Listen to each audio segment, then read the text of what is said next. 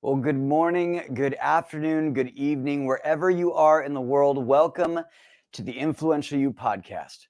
I'm Josh D'Amigo, a program faculty member for Influential You and your host for this weekly podcast.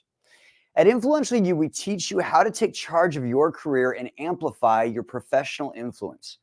Since 2009, we have helped thousands of business owners, executives, and entrepreneurs become more influential, more rewarded, and more you. Today, we're in for a special treat because we're going to welcome Rochelle Finlay into the Influential You podcast. Rochelle is the principal at Impact Research Management Ltd., which specializes in the development and implementation of strategies for supporting research and research translation. And she's definitely going to tell us a bit more about that specialization.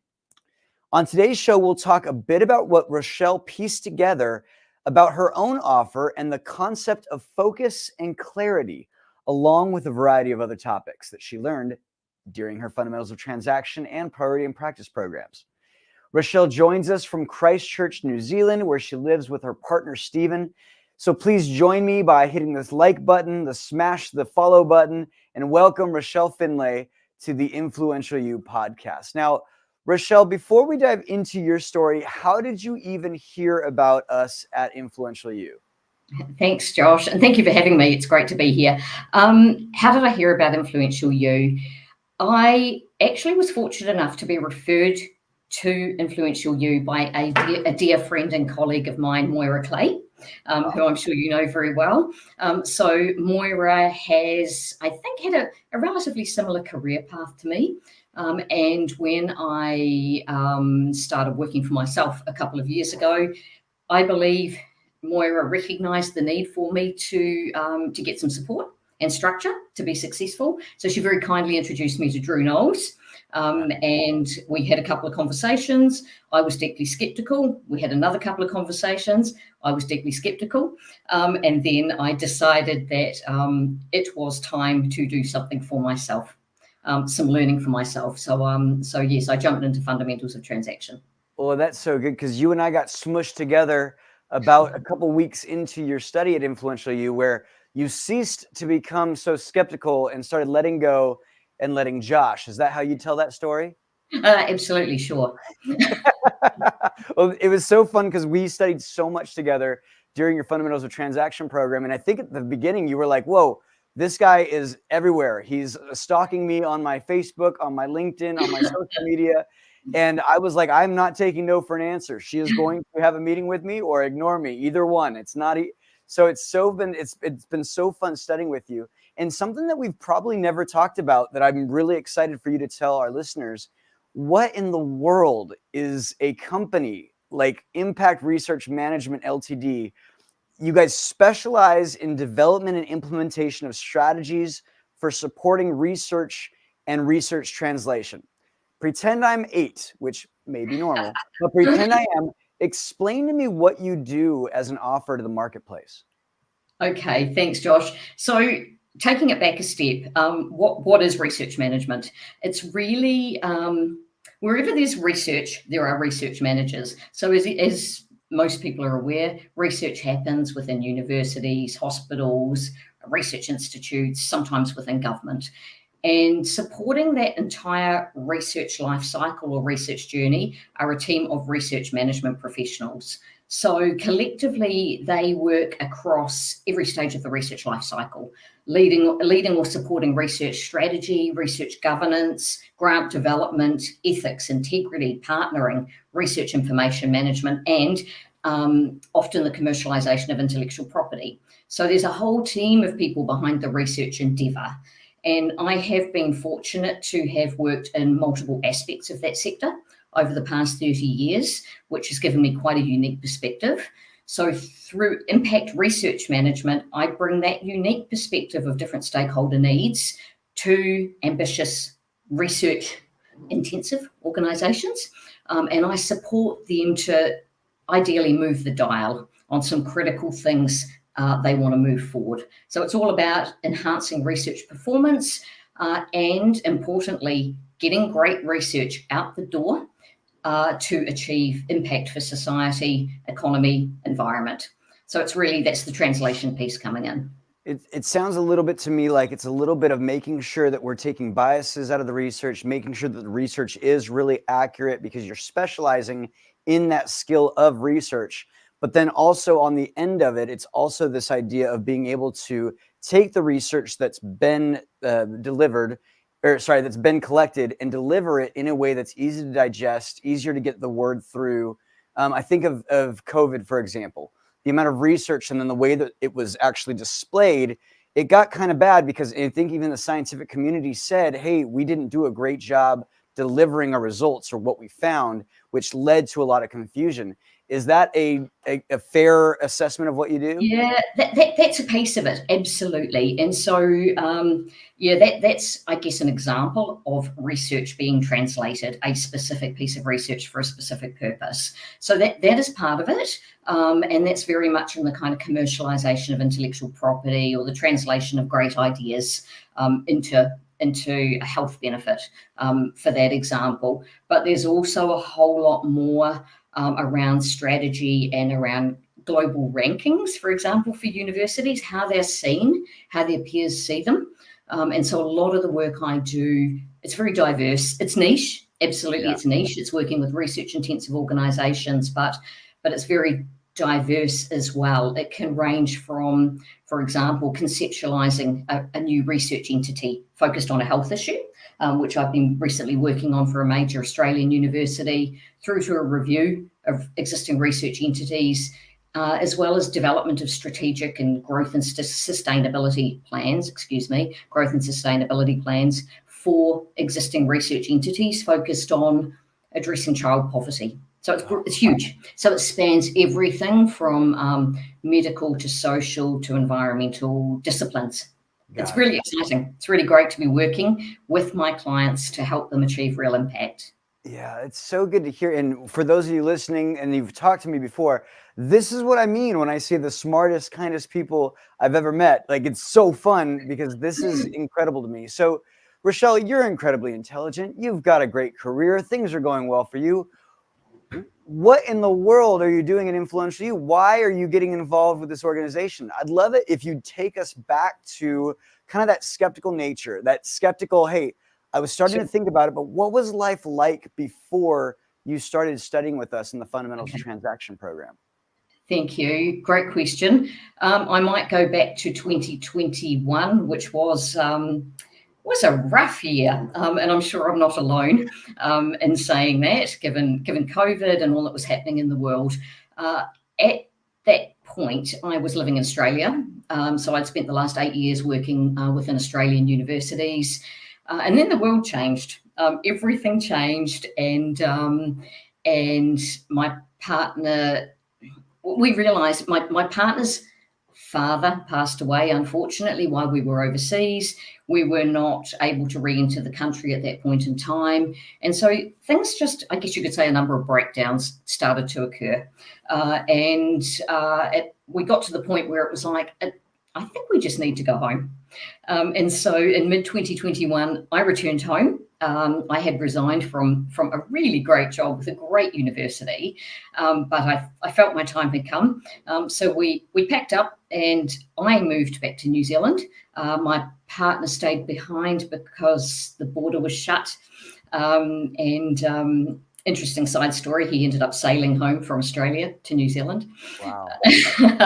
Yeah, quarantine at sea. That's a story for a whole different podcast.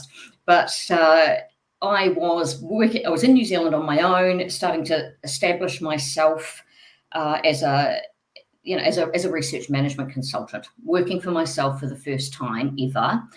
And it had been a chaotic year, relocating countries, resigning from a job I loved, and then finding myself alone back in New Zealand. So, as I said to you before, I was referred by Moira Clay, and I think she recognised in me the need for some structure and support and a community. Yeah. And so my first conversation, as I said, with Drew and the skepticism, once I did get over that, I realised that Influential You offers offers a unique environment of professional people just like me. And it took me some time to realize that. I consider Influential You similar to a startup community who doesn't call themselves a startup community. And I appreciate that. It's actually professional people working to do the best they can and support each other to do the best they can. So it was fantastic to have that. I recognized there was a need for a framework, and so I embarked on the fundamentals of transaction. Yeah, it's so good. And just going back in that time period and remembering, New Zealand was one of the strictest countries, if not the strictest country in the world to get into. So it's so funny that we're only 2 years removed, about 3 years removed. And it was like getting into the country was a blip, but that was a whole undertaking. So it was a big shock, I imagine, to your entire world to try to move back from Australia to New Zealand. And then I like to tell people a lot of time, people that study with us are looking to do really big things that they haven't done before. And moving from the university director level into a consultancy is a big thing. You don't have the same, structures that you may have in place in an office setting or in a work environment. Tell me a little bit about kind of that feeling of not just kind of the time and place we're in the middle of all COVID, but then transitioning from, an office to consulting. Yeah, it was a big transition. However, because I've been involved in the research management community for around 30 years, I am well networked within that environment. And so it was probably not as difficult for me as it might sound on paper. Okay. I had a lot of strong networks, and I ended up very fortunately securing a significant contract with a university here in New Zealand. My first consulting contract, for which I was very grateful, and it remains one of my most exciting pieces of work. And so work came easily. It came easily. In fact, there was almost too much of it at one point. So alongside the setting up of the company, I have given advice to people for years within the university and other environments around startups. So having to listen to my own advice was really interesting too, having to flip that around. But it was, yes, it was interesting. The isolation was probably one of the major points. I kind of went to ground, and it suited me for quite some time to work alone. And to work, I guess, to have control over my own destiny. However, that can be incredibly isolating. And I think there is a risk that the more you allow yourself to withdraw, the longer you will withdraw for. And that's why the network was so, the Influential You model of study and the strong social aspect to Influential You was really critical for me. Yeah, it's great. And I love what you're talking about with like the loneliness and the isolation, because, the CDC and the things that I'm hearing right now coming out about the studies of what life is like right now and the way that we're being affected by this loneliness, it really does lend into health. And you actually mentioned in the show notes that your work-life balance wasn't great because you were starting this new company. Your health was just okay. And you had some concern, like most consultants do, that gigs might dry up after a couple of years. For those that aren't familiar with consultant work, you may get a 6-month contract, you may get a 3-month contract, and you might not know if they're going to renew or not. And especially with the way that the economy was going, sometimes consulting can be one of the first things to go. Tell us a little bit about what that felt like, with the work-life balance not being great, health just being okay, and maybe concern for future business. Yeah, look, the health aspect was obviously, it was a mentally exhausting time, the relocation of countries and the changing approach, and being on my own for some time. So that was challenging. But I think I've done a lot of reflecting on this. I think a lot of the challenge was the fact that previously, when I had worked for organizations, I think my life had been a little one-dimensional, because I actually had given a whole lot of myself only to the career aspect of my life. And so there were significant, not gaps, but certainly, an imbalance around prioritization. And so being able to work for myself and having the focus of Influential You to think about what I wanted out of health and my social interactions and money was brilliant. All of a sudden, I'm thinking, oh, just a minute, there are all these facets to my life that I need to consider, and consider how to balance them in a way that kind of sets me up to operate the way I want to operate in every aspect of my life. Yeah. Oh, it's so good. Now we're going to get right back with Rochelle's story in just a moment. But first, we do want to remind all of you that are listening that Influential You's podcast is brought to you by Thrive. It's Influential You's self-guided training. It's the end of the year, and it's a natural time for reflection. And if you are currently considering what you want for the next year, Thrive is the on-ramp to access Influential You's acclaimed business curriculum. We've also got professional consulting and career development programs that help you put you in the driver's seat. Thrive is a professional self-development program that allows you to learn at your own pace. Our Thrive members enjoy weekly live e-coaching sessions and an ever-expanding library of exclusive video lessons taught by our faculty, consultants, and industry experts. We'd like to invite you to sign up today, right now, in fact, and you can use the promo code 30days. That's 30DAYS to get a start with Thrive. And this self-guided training subscription is free for 30 days. All you have to do is go to checkout and then type in 30 days, 30DAYS.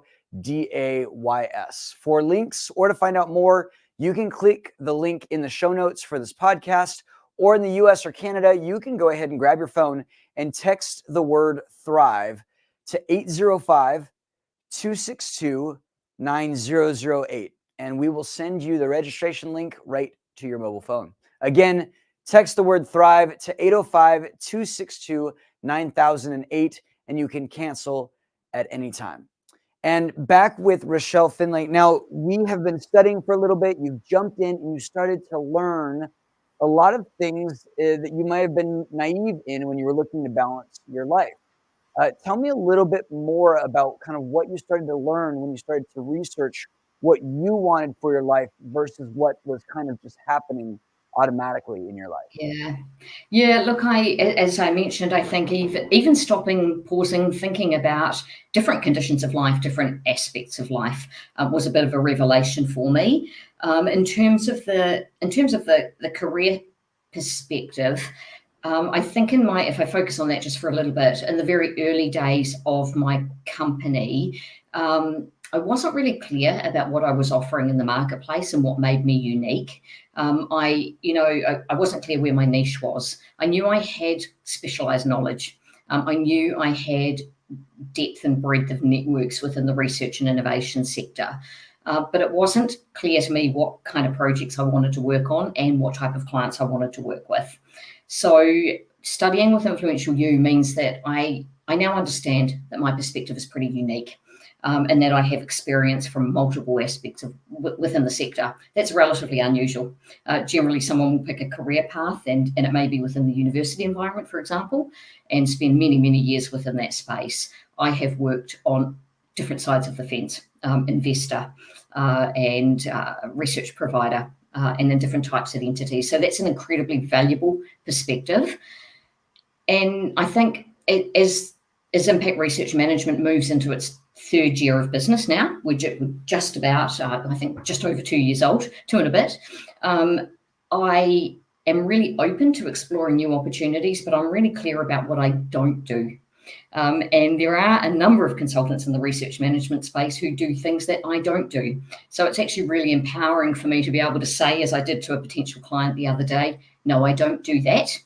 But there are others who do it brilliantly, and I'd be happy to refer you. So that's been part of the focus journey, and it is scary focusing, which is what I was warned through Fundamentals of Transaction. It would be scary, and it is, and it feels like you're knocking back work, and when you don't know where your next role might come from. But it is incredibly empowering, and and I guess alongside even, identifying who I want to work with, I've learned a few lessons along the way. Within Fundamentals of Transaction, we learn about conditions of satisfaction. So what type of client do you want to work with, and what conditions do they need to meet? So I'm now very clear that if a client says to me, we could do this ourselves, but we don't have time, that they are not interested in contracting me for my expertise. They're interested in another pair of hands. And so that's been a tough lesson, but it's been brilliant to sharpen the focus. And those are not the types of jobs I then do. I'm always happy to explore them, but I am very clear that it is my expertise and my depth of knowledge that is being contracted for, not just my time. I've heard that a lot, because I've heard of consultants who are starting to get into the consultancy, but then they're only looked at as just basically extra work or extra human resources, extra hands on deck. And they're not there for their specialized knowledge, for their leadership, for what they bring on the topic. They end up being data entry and then called consultants. And it's fascinating to me that people don't know. Well, maybe it's not fascinating, but it's a sad place to fall into when you're moving into a business and you suddenly realize that no, they're just hiring you to fill a spot rather than actually work with them to improve performance on what they're working on. I'd love to touch on these two things, because you mentioned that you also learned that you didn't really have a process for thinking through the big important decisions of your business and your personal life. And then secondly, you also talked a lot about kind of what you learned about the transactional personalities. I'd love to hear a bit about, first off, that process for decision making. What did you learn about the 13 steps that was so impactful for your personal life and work this year? Yeah. The very existence of the 13 steps was a game changer for me. I think that the fact, if my memory serves me correctly, the first step is around articulating conditions of life. So for me, I use the 13 steps for making major decisions. And that's the first question. Does this opportunity or will this activity help me or harm me? Does it guide me towards my ultimate objective? Or does it take me off on a tangent? Yeah. So best question out of the whole 13 is the first one for me. So I do seriously use that for decision making, and it's incredibly valuable to be constantly reminded to go back to what you're hoping to achieve. Yeah, and I'm gonna play with you on that for a second, because I think that leads really well to your transactional personality and maybe some of the things that you learned. Because when we stop that, what we're really looking for is, what is your aim? What is the aim for a condition of life in the 13 steps, but of your project? The reason that we're using these 13 steps, what's the aim? And so many people lose sight of that along the way on their path. They start out saying, I want to work less and make more. And then along the way, they make more while working more. And that's not what they were actually looking to do. So stopping and considering what your aims are has to be really valuable. It's really valuable for a producer personality who tends to really like to work and put projects on and tasks and be very task oriented.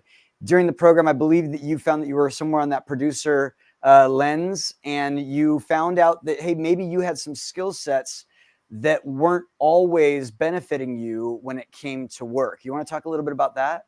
Yeah, absolutely. Yes, I do identify as a producer, as a transactional personality type, and that does mean that I am very quick to jump straight to action. And so I'm really good at delivery. I'm really good at the really objective pieces of work, the contracting, the closing the deal, the contracting, the delivery. Where I am not so good is up in that kind of inquiry, creativity inquiry, ironically, innovation space. And so through PIP, one of the best things I learned, and you're probably going to go there, Josh, was around pattern of inquiry. So actually being able to stop, think, identify what a breakdown or an opportunity might look like, and then not act. I've had to work very, very hard to prevent myself from acting, and to the point where I've taken to writing notes to myself.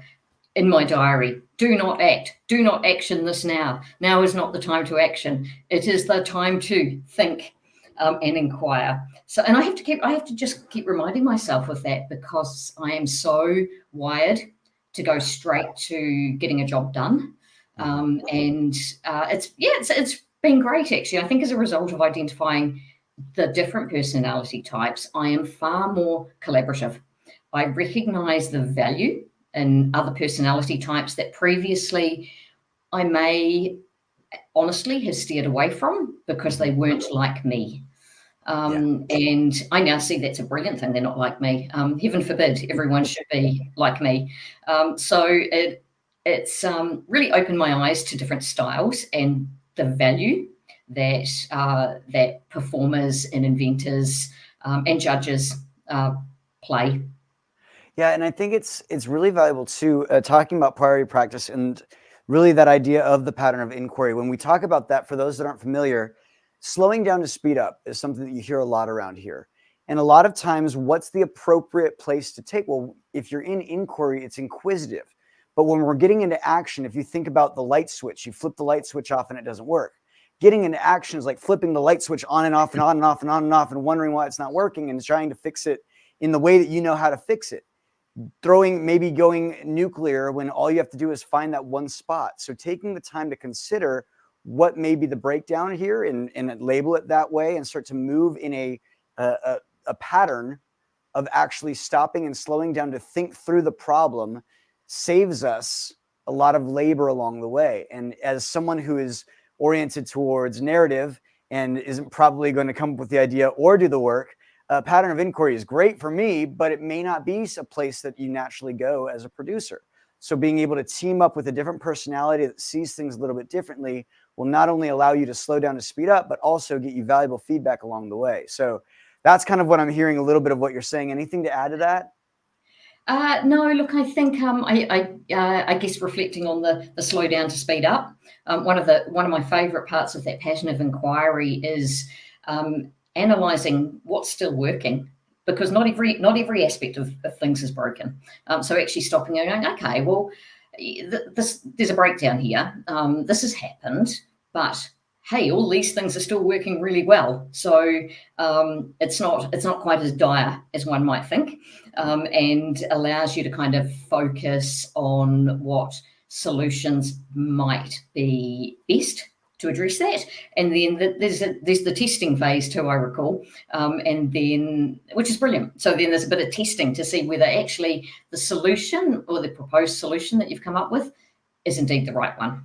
No, it's been great, and I have practiced that pattern of inquiry over and over through one of the metrics I set up through PIP, which was to develop a business plan to action in 2024. And as you can imagine, I was champing at the bit to action that, but there is no action. There is a plan, and 2024 is about stopping, thinking, and scheduling the delivery of that plan, and time to reflect and measure, of course, reflect on it. Well, I don't know if you smell what I'm smelling, but it sounds like mechanics in practice might be similar, but I don't want to. I'll say this. I did priority in practice after mechanics in practice too, after completing the 4-year curriculum. And there's something really special about the priority in practice program and the idea that, some people actually do better doing priority in practice first and then going into the fundamentals of transaction program, because it is I call it a boot camp. It's a 12-week rigorous look at measures. What are you working on? What's actually moving the needle? And then thinking really accurately about how you move in your transactions. How would you encourage someone, or how would you tell someone the value of that priority and practice program in your own words and in your own world? I think it really operationalizes the theory behind fundamentals of transaction, and that's what drew me to it. So I knew I'd learned a lot through fundamentals of transaction. I was concerned that I might forget all of the moving parts, forget the transaction cycle. So I needed something really tangible to lock down my learning. And so for me, PIP was exactly that. It started off fairly slowly, and there's not a whole lot of new learning to do. You learn by doing, and the ability to think accurately about goals and then put in place actions and measure them. For me personally, is fundamental. If you're a practical personality type, or you just need to understand a little bit more how fundamentals of transaction or mechanics in practice can translate to your own real challenges and objectives, PIP is fantastic for that. Yeah. One last question on kind of what life's like now. With that, one of the things you learned in the program was that the producer personality tends to act and to get into action. And many times they start to get into action in places that may not actually progress towards completion. They actually go to work on things that they just need to, quote unquote, need to do. But in reality, it may be taking away from what they actually need to do. In your world, can you kind of explain what that looks like, or tell me more about that? Yeah, look, I got caught up in thinking in the PIP course and thinking that time meant progress, and so I had some quite clear goals or components that I needed to deliver as part of the business plan that I was drafting. And I think I mentioned this to you the other day, Josh. I was, week 2 of measuring. I'm doing great, aren't I? Brilliant, super. Week 4, I'm in the same place as week 2, despite having invested significant time and energy in the very thing I'm hoping to progress. So for me, it became very clear that time is not progress. Progress is progress, and the ability to break down significant tasks and chunk them, and then be very clear about what is required to deliver on them, and then schedule and plan to deliver that, has been a game changer for me. I don't think I would have landed on that. I think I would have continued to schedule time rather than outcome. And I think that efficiency that cuts the learning experience down in half, or I mean, in your case, it sounds like it's almost half. It's not a scientific research number by any means, but at the same time, you find really quickly, when I can become more efficient and use my time and energy in a way that I really feel energized and I like to do, and then also delegate the tasks that maybe I don't to people that would enjoy doing that, it changes the dynamic, and it changes the workplace, and it changes the type of activity that we end up doing to be more satisfying all across the board. So I love that for you. I'm really excited about this because it's not every day I get to just hang out with a research and innovation management professional like yourself. So I'm looking forward to finding out in transactional competence and what you've learned through our study in your work. What's something that you can teach me and my listeners, or our listeners, about when it comes to transactional competence and your specialty and expertise?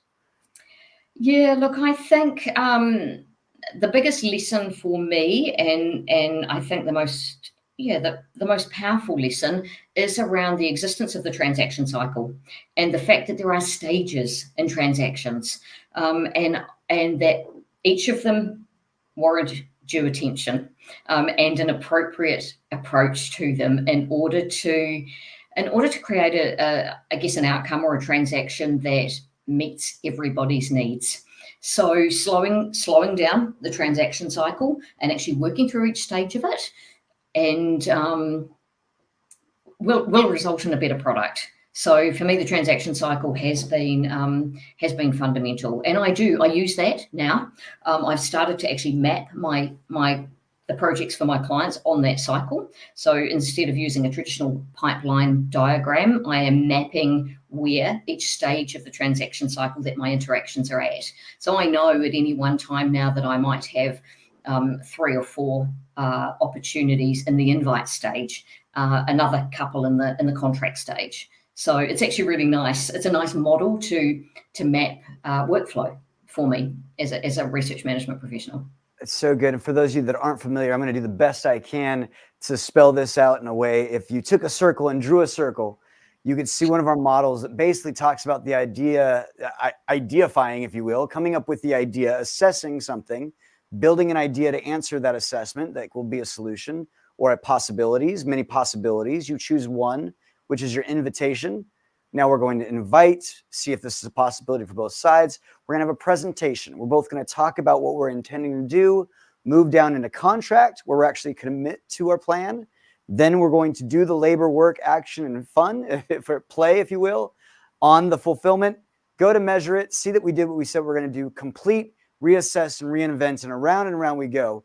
And when you know it like that, the way I just said it, you can actually find yourself in your communications where breakdowns are occurring, and being able to kind of sit back and see that in your communication becomes incredibly valuable to move this project forward. Hey, it sounds like you're still kind of not totally committed to this idea. Can speed up a conversation, a project, a disagreement much more quickly when we slow down just to figure out where each person is at. Is that similar to how you feel it's starting to go for you? Yeah, certainly. I think where I have had challenges before, not breakdowns, but some niggles, have been around the failure to meet common ground. So we're all busy. And so, an opportunity will get drafted up. I know who I'm working with. I know what they want. And so it's, a priority might be to close that deal, to get that contracted for various reasons. And skipping over the meeting of the minds, the finding common ground, will only come back to haunt. And so I have, through great advice from Marnie Power, actually, as well, I have been able to embed some different types of activities within my contractual arrangements. So I will, on her advice, I will now always, the first milestone for any deliverable is to meet and agree on the methodology, approach, and needs of all parties. And you'd think that wouldn't be embedded in a contract, but it is, and it's fantastic. So if you can't slow the transaction cycle down within the cycle, within its logical steps, building in a process for doing it later still works. Yeah. Well, and the most masterful can speed up and slow down at will in a lot of ways, and being able to figure out, locate ourselves, right? I think there's one other thing that may be really valuable for you to speak on. And a lot of times I know that producers can be so driven to just move the project forward, and they may try to move it through, almost jam it through a transaction, when in reality, we've got levers of influence that we study by Robert B. Cialdini that allow us to move more gracefully through each one of these, moves or phases of our transaction cycle. The idea that we can call upon unity, reciprocity, commitment and consistency, liking, authority, social proof, and scarcity makes the greasing of the transactional wheel, if you will, much more easy, because when I'm in contract, I'm being more authoritative. I'm still using a little bit of liking, a little bit of unity, but I'm going to pull a lot of that back, because now it's time to really make sure that we hammer this out and not goof off. Whereas at another time when we're, in the invitation, maybe it is more time to be a little more affable, a little more exciting, a little bit more like playful. I'd love to hear from a producer perspective that is very black and white, very objective, very get to work. What's slowing down to think accurately about how to influence that person over there to move with your plan? How does that come as a benefit for you now? Yeah, look, I think it's a combination of the use of those levers of influence and understanding different personality types. So actually being able to slow that down and think, gosh, I'm not quite getting what I need out of in terms of feedback from a client within the time frame I need it now. How am I going to, let me stop and think about what it is, what the breakdown is that I'm trying to address for them. Let me stop and think about what matters most to them. And then let me think about the best way to get what I need in order to give them what they need. So yeah, I think it's an awareness. An awareness. I mean, there's no one size fits all, obviously, and it's an awareness of those different tools. Scarcity might not work for some. It might actually irritate. However, in other situations, it can be incredibly valuable. It's been so good. Yeah. And I also love, I'm just going to compliment you right now. I love the meta study that you and I get to do, even in sending you the rules for how to fill out this show's feed work, paperwork, and all that stuff. You gave us feedback on that was so valuable that I inserted it into my future things going forward. So thank you for being a great client and someone that I really love studying with. Anything that you'd like to say to kind of close up your interview for today? I guess I would like to close out by maybe sharing a quote. Now, Influential You share multiple quotes and resources through Fundamentals of Transaction and PIP, but one that really got me to sit up and take notice as an independent consultant, new to the game, a couple of years ago, new to the game, who was perhaps relying on my past life for my future success. So there's this quote that says, "To be satisfied with one's past achievements is to the extent that no new action is taken to improve on them, is best suited for the person preparing herself or himself for retirement."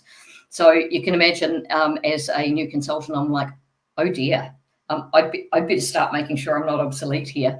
And so Influential You has enabled me to plan to not become obsolete, to continue to learn. I love my daily study now. That is a regular for me. I miss that if I don't do it. So I now consider myself a lifelong learner. And what it's given me, I think, is clarity of vision. And that clarity combined with a really considered plan of action means that I'm raring to go for 2024 in a way that I have not been in the past. So I'm really excited for what might come in 2024, and I'm very clear that that a lot of what comes out of 2024 is in my hands. I get to drive that, but at the same time be prepared for curveballs. So it's exactly why we do what we do. I think that's so well said. We're going to put up your website so that way people know that they can kind of look more about who is the person for you to connect with, or someone that hey, this is a person that should go check out my website. Anyone who's working in the research or research management space, and on any side of the fence. So for any organizations, companies who do R&D and wish to partner with other research-intensive organizations, for example, or anybody within a research provider environment, universities, research institutes, or colleagues doing similar things to myself, I'd love to connect with you. Fantastic. So you saw the website there, Impact Research. Say it one more time. What's the website? Impact Research Management. Impact Research Manager, Ltd. Thank you so much, Rochelle. It has been wonderful to have you on the show today. And if you'd like to find out more, feel free to look at the show notes and you'll be able to find more about Rochelle. And Rochelle, I heard, remember that you're thinking about coming to a mid-year conference. Is that what I heard? Annual? Yes, I am, Josh, but only if you're there too. Oh, okay. Well, let's see if we can get Josh from New Zealand. I like this plan. All right. Well, thank you for Rochelle Finlay for being on the show, and we'll talk about you more in just a moment. But if you'd like to know more about us, you can go to influentialu.global and explore our courses, consulting, and conferences. We offer a 4-year curriculum for those who are seeking a more advanced experience. However, if you're brand new, this is the first time you've heard the Influential You podcast, I highly recommend that you just go ahead and start with Thrive, our self-guided training. The Thrive program is a self-guided program that lets you learn at your own pace. Thrive members enjoy weekly live e-coaching sessions and an ever-expanding library of exclusive video lessons with our faculty, thought leaders, and industry experts here at Influential You. You'll get proven proprietary tools to accurately assess your career and develop a realistic strategy to achieve your aims even faster. Your membership also includes chat access to faculty plus discounts to our transformative conferences. You can sign up today and use promo code 30days for a free 30-day test drive of Influential You's Thrive program. That code, 30days. Once again, you can cancel at any time and see the links in the show notes for more information. Thank you so much for listening today. We stream live at 2 p.m. Pacific on our website, Facebook, LinkedIn, and YouTube, so you can easily share this podcast with others. You can also subscribe on iTunes, Stitcher, or any other place that you get quality podcasts. Check out our show notes for links to connect with our guests, plus links to websites, books, or any special downloads we may have talked about on today's episode. This podcast is made possible by the Influential You staff, faculty, and our members all around the world. with a special thanks to our executive producer, Tyson Crandall, our in-studio producer, Michael Teehee. Good work this year, Michael. It has been a joy working with you, my friend. Joey Anderley, Daryl Anderley, Paul West, Liz Smiley, and our CEO, John Patterson. I'll also call him our biggest fan. Thank you so much for allowing us to do this year. Also, a huge thanks to our special guest today, Rochelle Finlay, and make sure that you check out her website and add her on LinkedIn as well. The Influential You podcast is produced by Influence Ecology, LLC in Ventura, California. This episode was recorded on December 27th, 2023. The podcast theme is by Chris Standring, entitled Fast Train to Everywhere. And if you haven't yet offered a rating or review, please take a moment and just go to iTunes or your podcast app and let us know what you think. This helps us more than you know. We'll see you next year on the Influential You podcast.